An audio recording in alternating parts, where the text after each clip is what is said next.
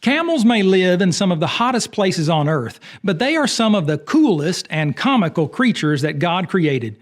Just one look at their skinny legs, knobby knees, wide feet, humped back, long neck, stretched face, bushy eyebrows, and big floppy lips, and you can't help but chuckle. Just be careful not to laugh at a camel too long.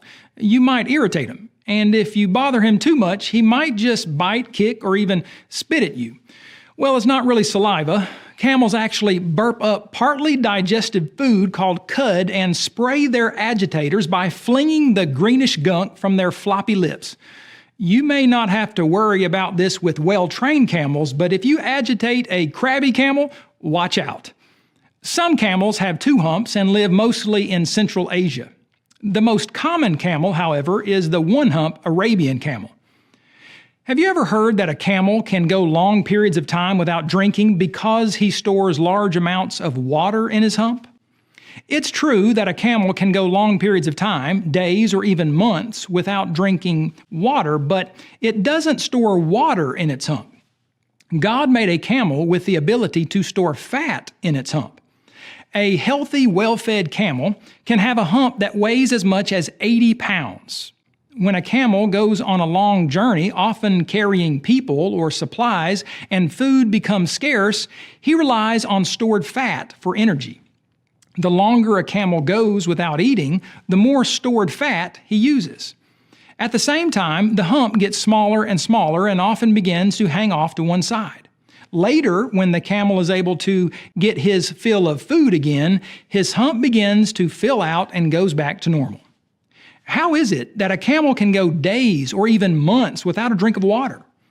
What have scientists learned about the amazing design of this water-conserving creature? First, a camel can get a large amount of the water his body needs from the plants that he eats.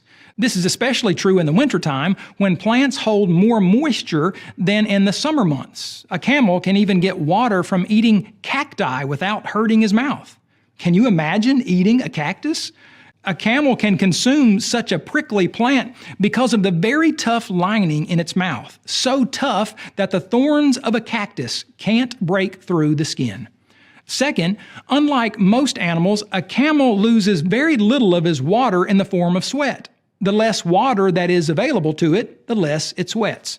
Third, camels do not lose great amounts of moisture when they exhale.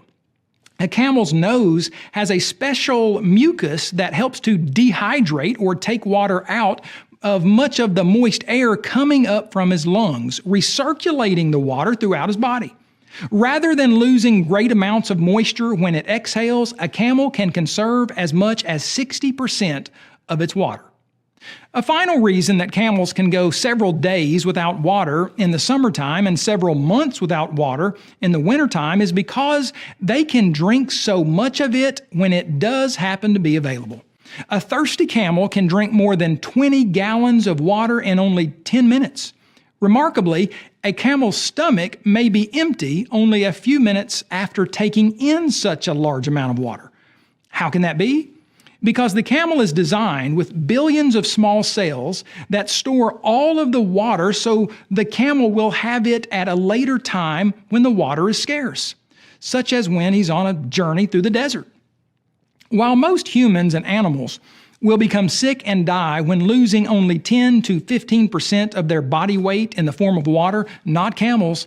A camel's journey in the desert may be so long and dry that he can lose 25% of his body weight in water, yet still continue on his journey. Amazingly, the camel can keep going because of its well-designed capability to use large amounts of water, as much as 40% from its uniquely designed long oval blood cells.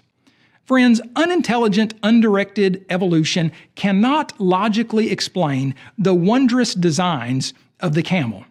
The cool, comical, water-conserving camel is an amazing creature that testifies to an awesome